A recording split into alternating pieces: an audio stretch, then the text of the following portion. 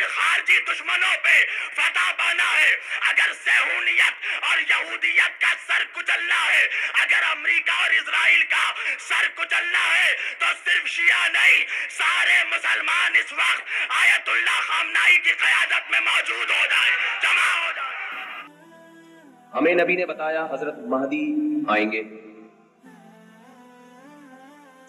और आने की कैफियत ये होगी कि मुसलमान उनको खुद तलाश करेंगे और तलाश करते ही मुजाहिदीन का अमीर बना देंगे उनको जिहाद के लिए, लड़ाई के लिए।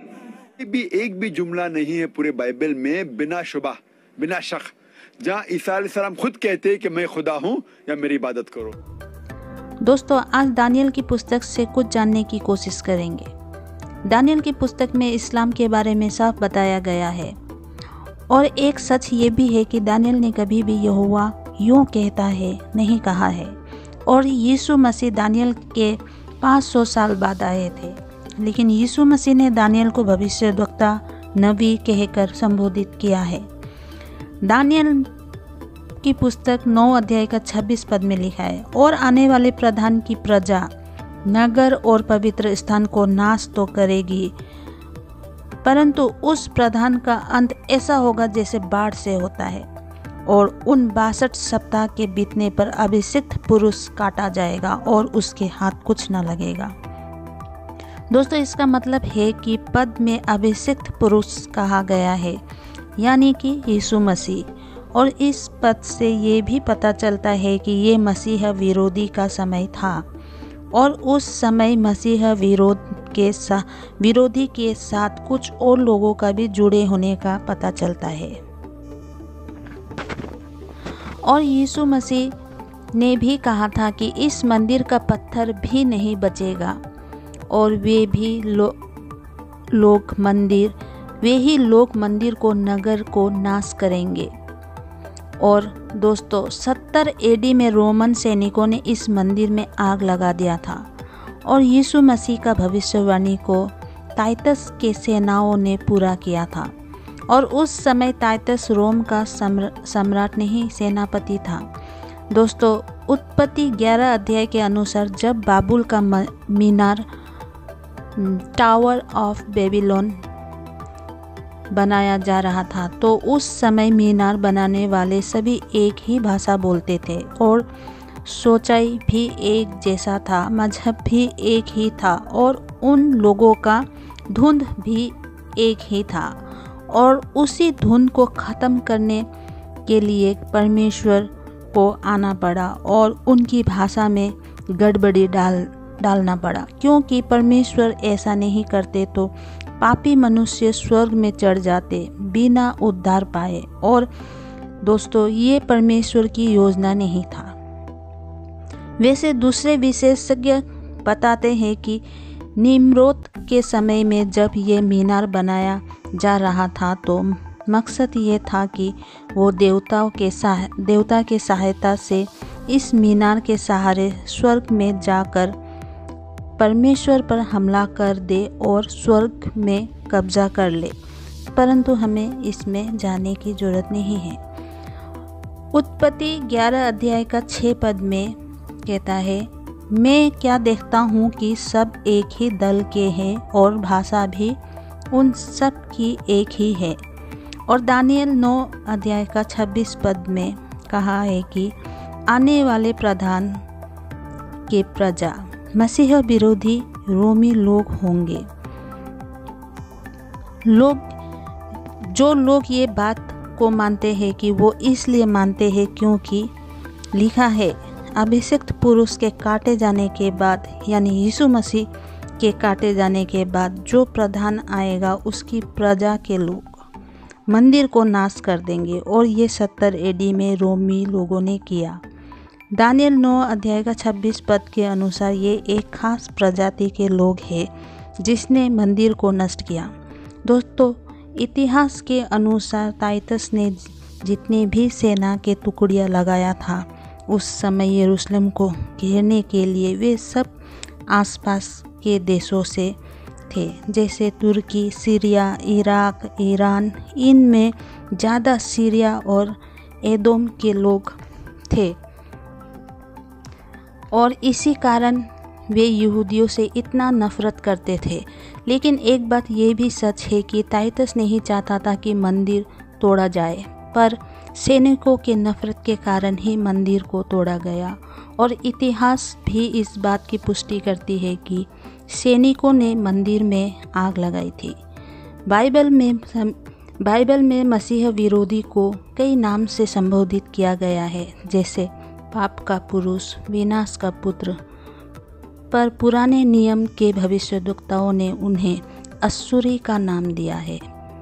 इसे आप विलाम की भविष्यवाणी और भजन संहिता 83 और मीका 5 अध्याय का 5 पद में पढ़ सकते हैं।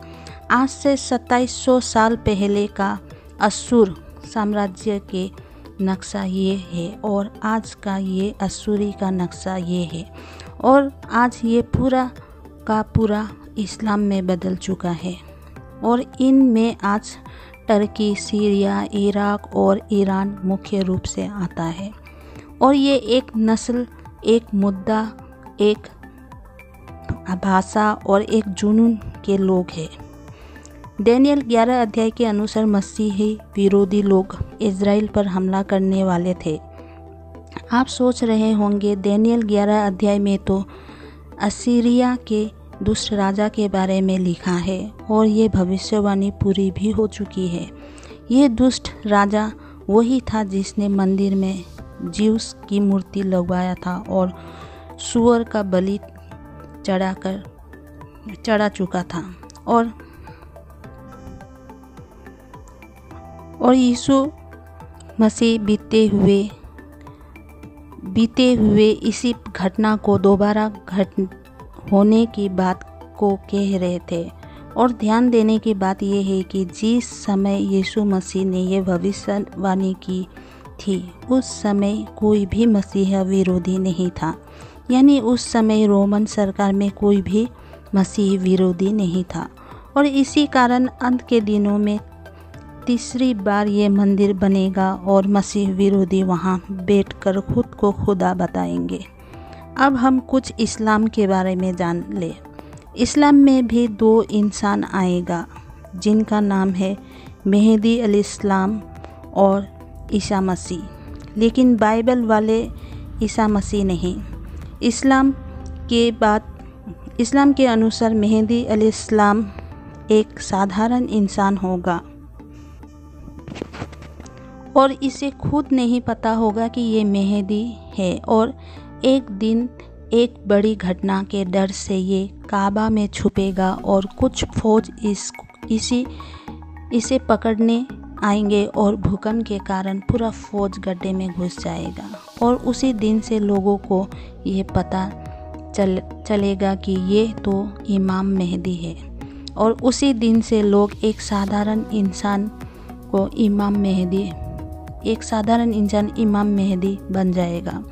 और जैसे जैसे ये खबर फैलेगा कि धरती पर इमाम मेहदी आ चुका है, तो वैसे वैसे एक फ़ौज खड़ा होते जाएगा इमाम मेहदी के नाम से। और ये फ़ौज इस्लामिक फ़ौज होगा जिसका उद्देश्य होगा यरूशलेम में कब्जा करना और यहूदियों का खात्मा। इन सब में मज़े की बात यह है कि सिर्फ मसीही लोग नहीं बल्कि इस्लाम भी कुछ अलौकिक होने के इंतज़ार में है। अभी तक किसी के आने के इंतज़ार में है, जिसमें एक नंबर पर है इमाम मेहदी, जिसके इंतज़ार में इस्लाम लोग हैं। और इस इमाम मेहदी को इमाम मेहदी बनने में मदद करेगा इनका ईसा मसीह। मैं एक बार फिर आपको बता देती हूँ कि ये ईसा मसीह हमारे बाइबल वाले वो ईसा मसीह नहीं है, जो कि बाइबल वाले ईसा मसीह नहीं है। जिस दिन ईसा मसीह इमाम मेहदी से मिलेगा, उस दिन सारे इस्लाम के लोग कहेंगे अल्लाह के नबी आ गए हैं। और ईसा मसीह खुद यरूशलेम में खड़े होकर कह रहे हैं कि सारे मसीहत यानी क्रिश्चियनिटी, यहूदिया गलत है और ये ही अल्लाह के नबी ईसा मसीह खुद से ऊंचा इमाम मेहदी को बताएगा। जी हाँ, ये झूठा ईसा मसीह खुद से ऊंचा इमाम मेहदी को बताएगा और खुद से भी बड़ा दर्जा देंगे और कहेंगे कि अल्लाह ने भी यही कहा है कि इनके साथ चले और इनकी सुने, सभी इनकी सुने और इन्हीं को फॉलो करें। और मेहदी के मेहदी बनते ही यरूशलेम में सारे आक्रमण हमले शुरू हो जाएंगे और उसी समय सारे वाचा करार सब तोड़ दिए जाएंगे और अंत में ईसा मसीह और इमाम मेहदी मंदिर पर जाएंगे और मंदिर को दूषित कर देंगे और इस समय किसी का भी कुछ नहीं चलेगा।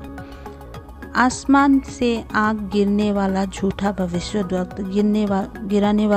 भविष्यद्वक्ता इमाम ईसा मसीह वहाँ खड़ा होगा और असली परमेश्वर के लोग भागते फिरेंगे, मारे भागते फिरेंगे। ऐसे ही संकट के समय को याकूब के संकट का समय कहा गया है और ये भविष्यवाणी पूरा होगा कि मंदिर और कंगूरे पर घृणित वस्तुएं दिखाई देगा और जो उजाड़ करा देता है, जो घृणित वस्तु उजाड़ करा देता है, वो सब मंदिर में दिखाई देंगे। इन सभी धोखे और फेरेब में सबसे बड़ा हाथ होगा झूठा भविष्यद्वक्ता ईसा मसीह का।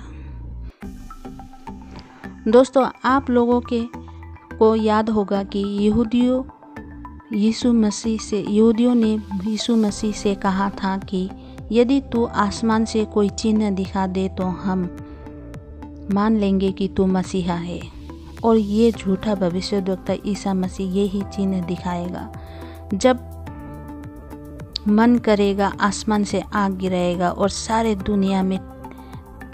दुनिया में इस चीज़ को टीवी मोबाइल में देखेंगे। सारी दुनिया ऑनलाइन के जरिए, वीडियो के जरिए इस चीज़ को देखेंगे और सभी को पूरा विश्वास हो जाएगा कि असली यीशु मसीह यही है। और अब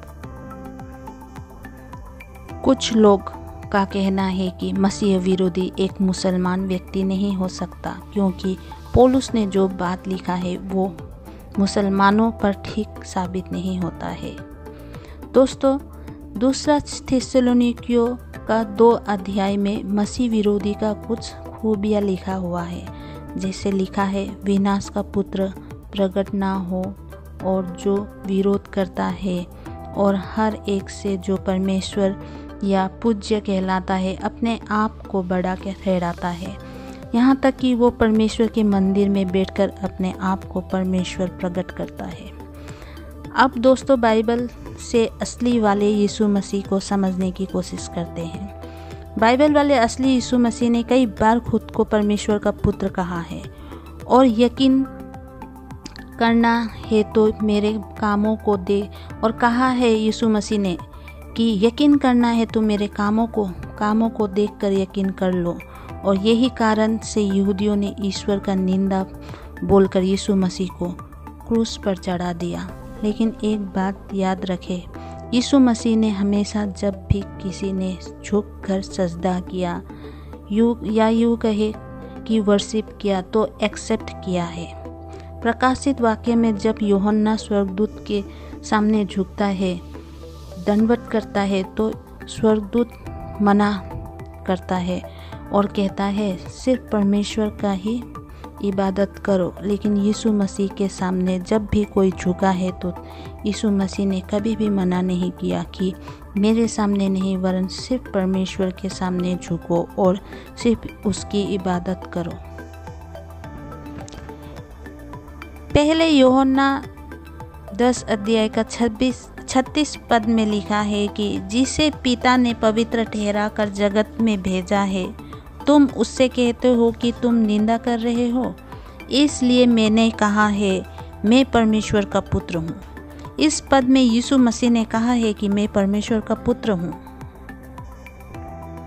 और लोग ये भी और आगे ये भी लिखा है कि यदि मैं पिता का काम नहीं करता हूँ तो मेरा विश्वास मत करो, पर उन कामों को तो विश्वास करो ताकि तुम जानो जानो समझो कि मैं पिता में हूँ और पिता मुझ में है। लेकिन दोस्तों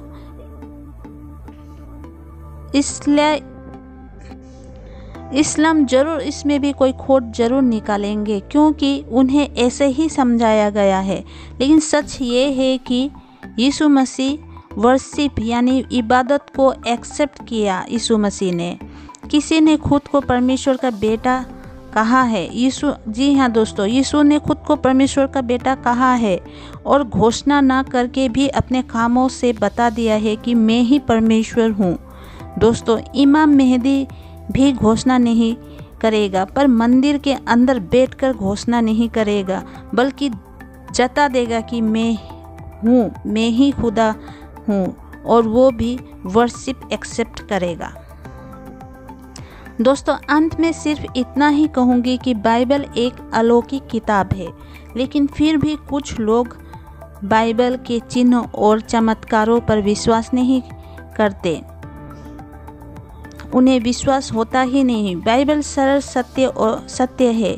बाइबल में संपूर्णता है। इसे ध्यान से पढ़े तो पास्ट, प्रेजेंट, फ्यूचर सब मिलेगा। कृपया सत्य को जानने की कोशिश करें ताकि दोषी ना ठहराया जाए।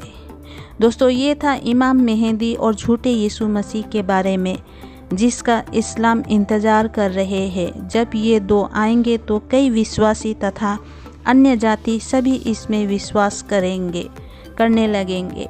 इसलिए दोस्तों, मैं विश्वास से अनुरोध करती हूँ कि आप लोग बाइबल को पढ़ें, समझने की कोशिश करें और इन झूठे भविष्यद्वक्ताओं और खुद को यीशु कहने वाले, खुद को परमेश्वर खुदा साबित करने वालों से बचें, ताकि आप दंड के भागी ना बने।